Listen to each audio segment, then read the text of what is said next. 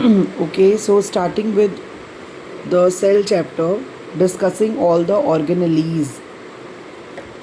So basically, let's first start with cell membrane. जो cell membrane है उसको हम प्लाज्मा मेम्ब्रेन भी बोलते हैं। जो प्लांट सेल है उसमें सेल मेम्ब्रेन होती है और साथ साथ सेल वॉल भी। As you can see, cell membrane and cell wall, outer वाली सेल वॉल, अंदर वाली सेल मेम्ब्रेन। जो सेल मेम्ब्रेन है वो आउटर मोस्ट बाउंड्री होती है साइटोप्लाज्म की। साइटोप्लाज्म क्या है? अंदर का फ्लूइड। उसकी जो आउटर बाउंड्री है वो है सेल मेम्ब्रेन, और बहुत डेलिकेट है, थिन है, इलास्टिक है, सिलेक्टिवली परमिएबल है। ये वेरी इंपॉर्टेंट टर्म है। सेल मेम्ब्रेन सिलेक्टिवली परमिएबल है क्योंकि ये सिर्फ सिलेक्टिव चीज़ों को ही अंदर और बाहर सेल के आने जाने देती है। It is a living membrane. ये लिविंग है, ये भी नोट डाउन करो कि ये लिविंग है। और it is made up of lipoproteins. Lipoproteins कहो या lipids and proteins. Function cell membrane के हैं, it gives definite shape to the cell, selectively permeable है और मैकेनिकल सपोर्ट देती है। तो ये वाले सारे पॉइंट्स मिनिमम याद होने चाहिए। ये डायग्राम है प्लाज्मा मेम्ब्रेन का। Cell wall, it is present in plant cells only. Cell wall सिर्फ प्लांट सेल में होती है और ये नॉन लिविंग है। याद रखना, नॉन लिविंग है and it is made up of cellulose. Plant cell में रिजिडिटी की ज़रूरत होती है। जैसे हम प्लांट सेल्स के लीव्स को मूव वगैरह करते हैं तो वो टूटे ना, तो इसलिए हमें रिजिडिटी की ज़रूरत होती है, इसलिए सेल वॉल होती है। वो उसको एक रिजिडिटी देती है, तो सेल को ड्राई होने से बचाती है। It prevents desiccation. डेसिकेशन के साथ it prevents too much water to come in, मतलब बहुत ज़्यादा पानी अंदर आने नहीं देता। और अगर बहुत ज़्यादा पानी अंदर आ जाएगा तो साइटोप्लाज्म बहुत ज़्यादा रिजिड हो जाएगा। तो इतना भी लिख सकते हो कि it provides rigidity, it prevents desiccation. Desiccation यानी सेल को ड्राई नहीं होने देती। और it provide shape to the plant, plants को शेप भी देता है। तो ये सेल वॉल के फंक्शंस हैं। फिर आ गया प्रोटोप्लाज्म।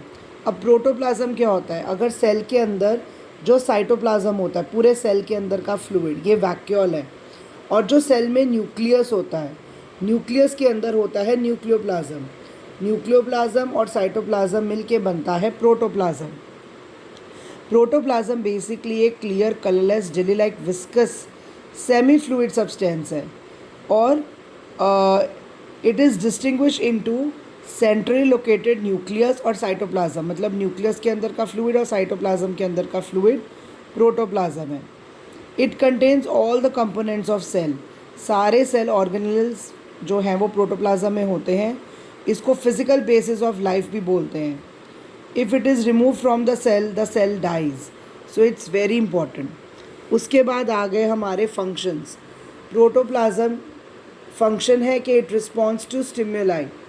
स्टिमुलाई का मतलब ये होता है कि अगर कोई चीज़ सॉलिड अंदर आ रही है तो वो अभी हम आगे देखेंगे, एक्सोस्मोसिस, एंडोस्मोसिस, फैगोसाइटोसिस, पाइनोसाइटोसिस, इस टाइप की कुछ चेंजेस होते हैं। जैसे प्रोटोप्लाज्म श्रिंक हो जाता है तो वो होता है रिस्पॉन्ड टू स्टिमुलाई। नेक्स्ट है हमारा nucleus. For nucleus that I would suggest that instead of using summary of evergreen, nucleus वाला टॉपिक आप टेक्स्ट बुक से ही करो क्योंकि बहुत डिटेल फॉर्म में दिया हुआ है। न्यूक्लियस एक डबल लेयर्ड कवरिंग है जिसको हम बोलते हैं nuclear membrane. Nuclear membrane, nucleus जो है वो सेंटर, मतलब एक तरीके से सेल का ब्रेन है। सारे एक्टिविटीज़ उसी में होती हैं। न्यूक्लियर मेम्ब्रेन है स्पोर्स। न्यूक्लियर मेम्ब्रेन यानी जैसे ये न्यूक्लियस है तो इसकी जो आउटसाइड वाली वॉल है ये न्यूक्लियर मेम्ब्रेन है। न्यूक्लियर मेम्ब्रेन है स्पोर्स, ताकि वो अंदर थोड़ा बहुत ट्रांसफ़र ऑफ मटेरियल जो भी न्यूक्लियस के अंदर बाहर जाना है वो अलाउ करती है। Nucleus contain chromosomes which are visible as rod shape structures. जो क्रोमोसोम है वो हमारे रॉड शेप स्ट्रक्चर्स हैं और वो हमें सिर्फ तभी दिखते हैं जब सेल डिवाइड होने वाला होता है। Only during cell division. अगर सेल डिवाइड नहीं हो रहा तो न्यूक्लियस हमें दिखेगा इस तरीके से। सेंट्रियोल्स मतलब क्रोमेटिन फाइबर्स, ये क्या है? हमारे क्रोमेटिन फाइबर्स। बट जब सेल डिवाइड होएगा उस टाइम पे हमें क्रोमोसोम्स नज़र आते हैं। Only when the cell is about to divide we can see chromosomes. Chromosomes are also thread like structure. Chromosomes के अंदर बेसिकली सारी इंफॉर्मेशन होती है for what, for inheritance of characters. जो हम कहते हैं कि पेरेंट्स के कैरेक्टर्स ऑफस्प्रिंग्स में आते हैं, उनके बच्चों में दिखते हैं उनके कैरेक्टरिस्टिक्स, तो वो इसी की वजह से होते हैं क्योंकि they contain information for inheritance of characters from parents to the next generation in the form of DNA. DNA की फुल फॉर्म है deoxyribonucleic acid. DNA जो हमारे क्रोमोसोम्स होते हैं, क्रोमोसोम्स के ऊपर होते हैं genes, and genes are made up of DNA. Chromosomes जो हैं वो डीएनए और प्रोटीन के बने हुए हैं। DNA contain the information necessary, जो भी सेल को ऑर्गेनाइज या कंस्ट्रक्शन के लिए ज़रूरी है। Functional segments of DNA are called genes. ये वेरी शॉर्ट क्वेश्चन में भी आता है। In a cell which is not dividing, एक बार मैं फिर से रिपीट कर दूं, जो हमारा क्रोमोसोम है, chromosome is made up of DNA and protein. DNA, what does DNA contain? सारी इंफॉर्मेशन नेसेसरी फॉर ऑर्गेनाइजिंग और कंस्ट्रक्शन ऑफ सेल। और फंक्शनल सेगमेंट ऑफ डीएनए क्या होता है? जीन्स होते हैं। फंक्शनल सेगमेंट ऑफ डीएनए क्या है? जीन्स। अगर एक सेल डिवाइड नहीं कर रहा है तो डीएनए, अगर जब वो डिवाइड नहीं हो रहा, खाली क्रोमेटिन फाइबर्स है, उस टाइम पे डीएनए उसमें क्रोमेटिन मटेरियल का पार्ट बन के पाया जाता है। क्रोमेटिन मटेरियल एक बहुत थ्रेड लाइक स्ट्रक्चर, जैसे कि ये आपको दिख रहा है ना थ्रेड लाइक स्ट्रक्चर, ऐसा सा कोई थ्रेड लाइक स्ट्रक्चर होता है। क्रोमेटिन बहुत सारे, whenever a cell is about to divide, chromatin material organise होकर क्रोमोसोम बन जाता है। न्यूक्लियस का फंक्शन क्या है? Nucleus plays a central role सारी सेलुलर रिप्रोडक्शन में। एक सेल से जो दूसरे न्यू सेल्स बनते हैं वो न्यूक्लियस की वजह से, और उसके अलावा जो सेल कैसे डेवलप होएगा, जब मैच्योर होने पर वो कैसे, उसके अंदर की सारी केमिकल एक्टिविटीज़, वो भी सारा न्यूक्लियस ही करता है। In some organisms like bacteria, the nuclear region of the cell बहुत पुअरली डिफाइंड होता है। क्यों? क्योंकि उस न्यूक्लियस की ना मेम्ब्रेन नहीं होती, आउटर कवरिंग नहीं होती है, बाहर वाली कवरिंग नहीं होती है। सो वो ऑर्गेनिजम्स जिनमें न्यूक्लियर मेम्ब्रेन नहीं होता, जो वेरी वेल डेवलप नहीं होते, उनको हम बोलते हैं प्रोकैरियोट्स। क्या बोलते हैं? प्रोकैरियोट्स। और जिनमें न्यूक्लियस वेल डेवलप्ड होता है उनको हम बोलते हैं यूकैरियोट्स। टेक्स्ट बुक से आई हैव एक्सप्लेन, बट जो टेक्स्ट बुक के बेटर रहेगा कि टेक्स्ट बुक से पॉइंट्स मार्क करके उसी वहीं से न्यूक्लियस प्रिपेयर करो। जो एवरग्रीन में है उसमें फंक्शंस अच्छे तरह से दिए हुए हैं। It controls all the functions of the cell directly और indirectly. It control cell division. और बाकी ये वाली जो इन्फॉर्मेशन है ये पूरी डेवलप नहीं है, मतलब बहुत अच्छे से डिटेल में नहीं है। Nucleus is a largest cell organelle. It is a controlling centre. It is bounded by double membrane, जो कि पोरस है, के अंदर बाहर चीज़ों को आने देता है। और इसका एक न्यूक्लियर एनवेलोप है, न्यूक्लियोप्लाज्म अंदर का फ्लूइड है। बस इतनी ही इन्फॉर्मेशन है, बाकी सारे इन्होंने बस लेबलिंग में बताया है। तो I would suggest that nucleus आप टेक्स्ट बुक से पढ़ो। नेक्स्ट है साइटोप्लाज्म। साइटोप्लाज्म एक विस्कस होमोजेनस, विस्कस यानी बहुत स्टिकी सा गाढ़ा सा लिक्विड है। होमोजेनस है, होमोजेनस यानी एक जैसा, जैसे पानी में नमक अच्छे से मिक्स हो जाता है, तो दैट इज़ होमोजेनस। हेट्रोजेनस क्या होता है? जैसे पानी में सैंड, जैसे मिक्स नहीं होएगी। It is a viscous homogeneous and colloidal liquid that contains various molecules of water, amino acids, carbohydrates, lipids. It forms a bulk of the cell. और ये सेल मेम्ब्रेन और न्यूक्लियर मेम्ब्रेन के बीच में present है। Cell membrane, nuclear membrane क्या है? Nucleus की covering. Cell membrane क्या है? ये। इन दोनों के बीच में पाए जाने वाला सारा फ्लूइड साइटोप्लाज्म है। फंक्शन क्या है? सारी मेटाबॉलिक एक्टिविटीज़ साइटोप्लाज्म में होती हैं। बहुत सारे सेल ऑर्गेनेलीज अपने सारे फंक्शंस सेल साइटोप्लाज्म में परफॉर्म करते हैं। प्लस वो एक टर्जिडिटी देता है सेल को। टर्जिड यानी कि जैसे एक बलून पूरा पानी से भरा हुआ है, तो हम उसको बोलेंगे कि हाँ वो बहुत टर्जिड है, वो पूरा अच्छे से प्रॉपर टर्जिड है, भरा हुआ है। तो वो मतलब सेल भी स्टिफ रहता है साइटोप्लाज्म की वजह से। नेक्स्ट ऑर्गेनेली है हमारा endoplasmic reticulum. Endoplasmic reticulum irregular interconnected network है फ्लैटेंड सैक का।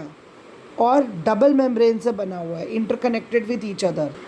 As you can see over here, इस तरीके से एक के ऊपर एक फ्लैटेंड सैक हैं।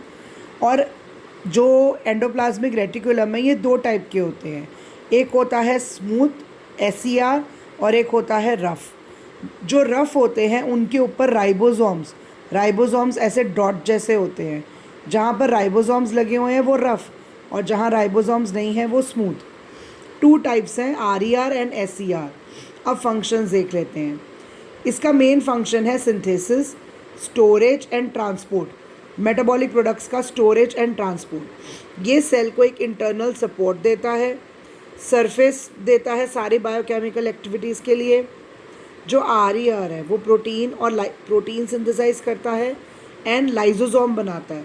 लाइजोसोम भी हमारा एक ऑर्गेनेल ही है, तो वेरी इंपॉर्टेंट फंक्शन।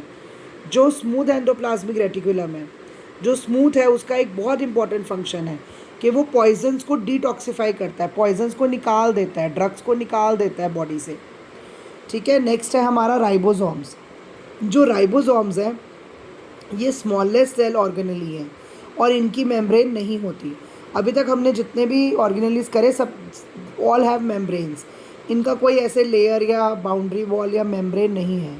ये या तो आरईआर से अटैच पाए जाएंगे या प्लांट सेल में फ्रीली घूम रहे होंगे। Present both in cytoplasm as well as inside the nucleus where it is called nucleolus.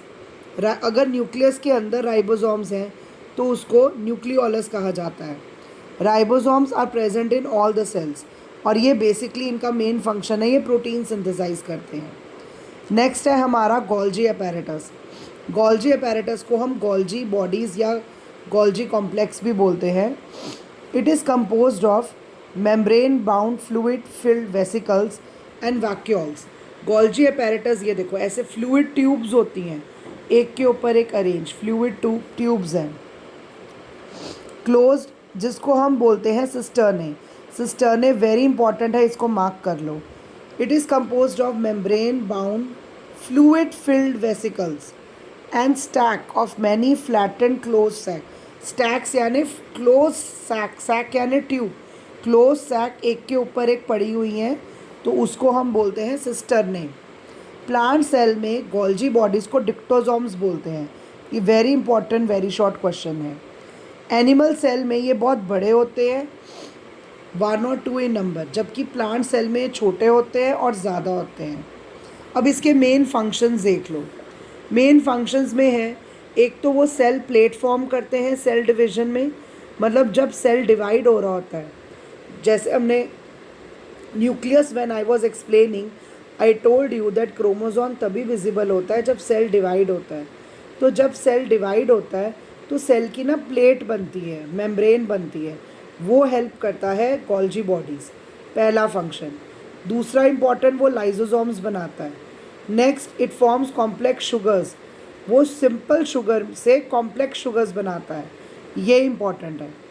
It the material synthesise, जो भी ईआर एंडोप्लाज्मिक रेटिकुलम मटेरियल बनाता है उसको पैक करके डिस्पैच करना दूसरे ऑर्गन्स के पास, वो गोल्जी अपैरेटस करता है। बेसिकली एक पैकिंग टिश्यू है, चीज़ों को पैक करके डिस्पैच करता है। प्लस ये storage, modification and packaging. It is involve in synthesis and modification of proteins. आप ऐसे लिख सकते हो, it is involve in synthesis of proteins, lipids and carbohydrates. इन तीनों चीज़ों की सिंथेसिस भी करता है। तो ये सारे मतलब बेसिकली वो सेल प्लेट बनाता है। It synthesises lipids, proteins and carbohydrates. It forms lysosomes. It forms complex sugar from simple sugar. It is a packing tissue. It packs and dispatches to the various target organs. It also helps in storage. So that's it for now. Remaining organelles next video में.